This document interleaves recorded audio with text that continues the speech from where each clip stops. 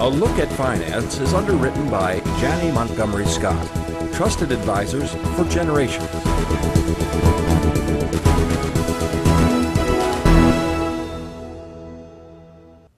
Well, welcome back, everyone. It's Thursday, our favorite day of the week around here, because I'm joined by Steve Carleton, First Vice President of Janney Montgomery Scott, for our weekly look at finance. I'm glad you guys are still here. With all the snow from last week, I thought there'd be like an igloo or like a giant snow pile up front. Well, it's certainly flying in the face of what we'd hope. We hope that people would sit outside and watch us record. I can't even see through it anymore. No, half the window's full of snow here. It's unbelievable. Yeah. So welcome. Thank you. Always good to be here. Yes.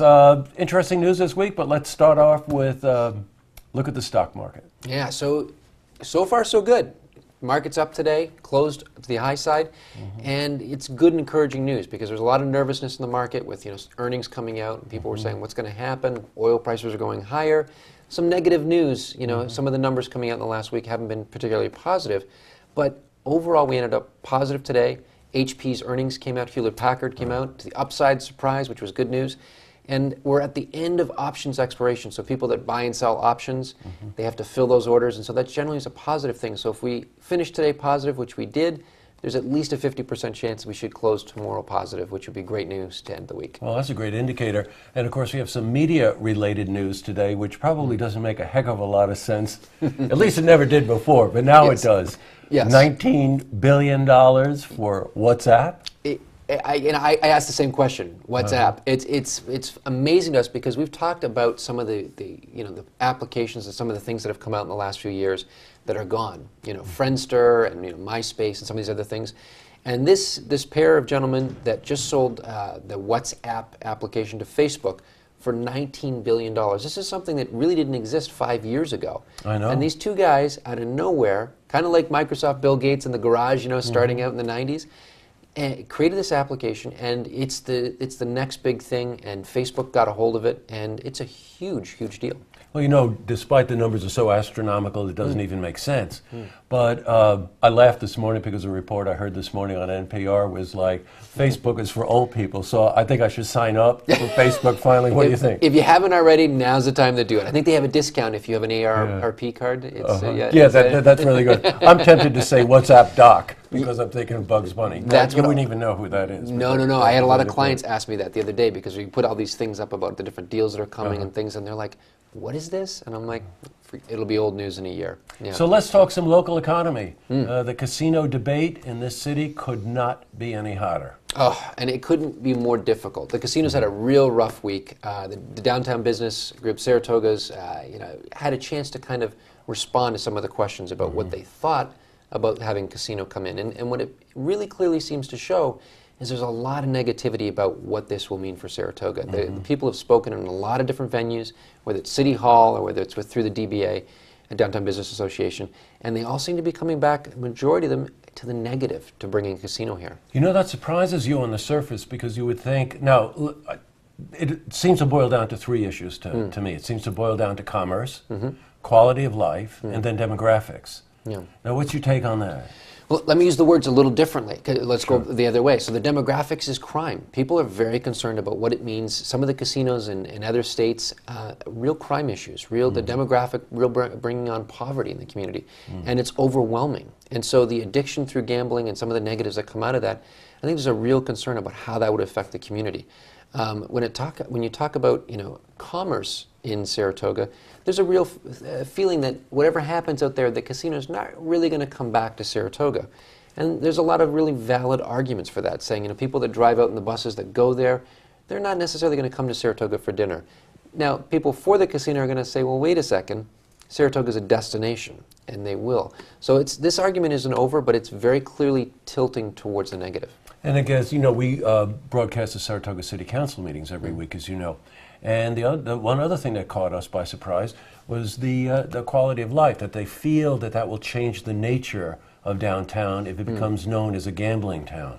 Yeah, I've sat down over the last couple of months over coffee over at Uncommon Grounds or Starbucks, and I've had conversations with people that really are passionate about this. And there really is a very strong sense that it will take away from what's the unique quality of the aura that's Saratoga. That's not really what we're about. So yes, there's the horse racing, but it's a very different feel and energy for that. And so What I'm getting very clearly is there's not a lot of openness to this idea. Well, and they say that a lot of the workers would be minimum wage, and of course we have news on the minimum wage front today. I think it was Gap and Walmart that decided on their own to raise the minimum wage from 7-something to $10 bucks. Right? Yeah, this is a fascinating trend. So we've been talking at Look TV about a livable wage now for more than a year. And really the big thing is because we've recognized as the rich are getting richer, the middle class and the lower income families are struggling more and more. And so the rise in the stock market hasn't necessarily trickled down to enough Americans.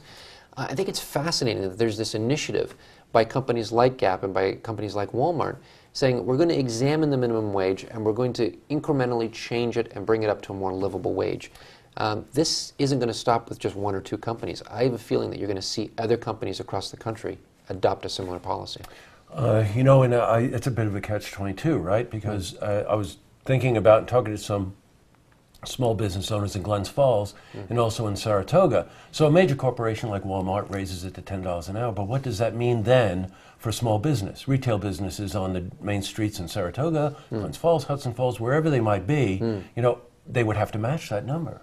You know, that was one of the responses we heard a lot from people, you know, in the last few months talking about the livable wage. Small business owners came back saying, listen, we've got, you know, 8, 10, 15 different employees that we're working, and if we have to start paying them $10 an hour, we're not going to be able to afford to hire them. We'll have to lay these guys off. We'll have to do more with less. And so I think there's a very real concern, and especially in New York with the high taxes, businesses are struggling. Even though, you know, we've had some improvements, I think the overall economy in the area isn't as strong as it could be. So I think there's a lot of concern. Retail stores, a lot of the small business owners, and not just Saratoga, but Glens Falls, down towards Albany, they're all kind of saying, you know, well, you really wish you had a crystal ball on some of this. You know, there are pro and cons on all of this, and we're both hearing about it every day. Well, let's end today on something a little different. I know you've been involved with the food bank. Oh, Franklin Community Center. Yes. So tell us a bit about that. Well, you know, Franklin Community Center has been a great partner. We've done some of the charity work with them and helped raise money over the years for different events. And they've been a really integral part of the community for years. And what they do is they have, Franklin Community Center has a food bank that they open up to the public. And for people that are struggling, people that are minimum wage, have lost their jobs, have come on hard times, it's a place for them to go to help make ends meet and to put food on the table. And so now through February 28th, they have a food drive to help bring food into the center so that people in need can actually have that food to feed their families, their kids, and everything else. So I was thinking, look, if we can put it up on Look TV, the website, draw them there if you want some information on how to contribute, how to stop by and see them. We'll put the address, all the details on how you can support and kind of help that group out, because they've done a wonderful job over the last 20, 30 years. Well, I really commend you for being involved in that. I mean, you know, They're as a great first vice president of Janney Montgomery Scott, it's a way for you to give back to the community, which, you know, it's noticed by people. I know it is. You know, it's such a small community, you know, Jesse, I can't believe the number of different organizations that make a difference. We're a small community, but we're very, very generous. And you know, it's people like you that, you know, that we can get that message out there to make a difference. So yeah, I feel fortunate to be in Saratoga. Well, thanks, Steph. Thank you. And hope you weather the storm out there. And thank you. Try. Well, look, to see this interview again, you can head to our website, looktvonline.com.